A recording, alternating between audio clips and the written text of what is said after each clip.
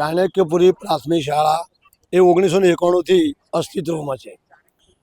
આ શાળામાં આજુબાજુના અને સોસાયટીના સ્થાનિક ગરીબ અને અતિ ગરીબના બાળકો અભ્યાસ કરે છે, જે ધોરણ 1 થી 6 સુધી અને પહેલાં 5 ચાલતી હતી, અત્યારે 6 સુધી ચાલે છે।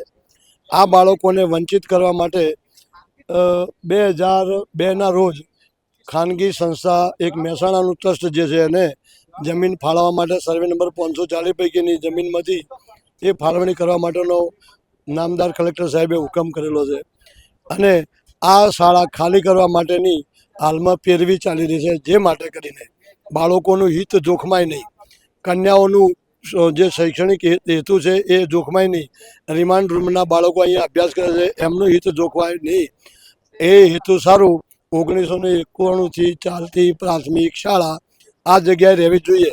સરકારે જે તે વખતે સર્વે નંબર 540 એ સરકારી નંબર હતો, ફ્રી ગ્રાન્ટથી શાળા સંકુલ તરીકે જો શિક્ષણ અધિકારીને જિલ્લા પંચાયત અંડરટેકિંગમાં આ જો ફ્રી ગ્રાન્ટ કરેલી હોત તો પ્રાઇવેટ સંસ્થાને ફાળવણી કરવાનો પ્રશ્ન આવતો ન હતો।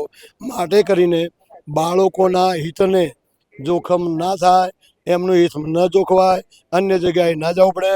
ટ્રાફિક અને આજનું ટ્રાફિકનું એટલું છે કે જે હાઈવે વિસ્તારમાં આવેલી આ પ્રાથમિક શાળા છે, જેથી બાળકોના જીવના જોખમે અન્ય જગ્યાએ શિફ્ટ કરવામાં આવે તો તે ચાલી શકે તેમ નથી, તો કાયમી ધોરણે આ જગ્યાએ જ આ પ્રાથમિક શાળા ચાલુ રહેવી જોઈએ એવી અમારી તમામ રહીશોની માગણી છે।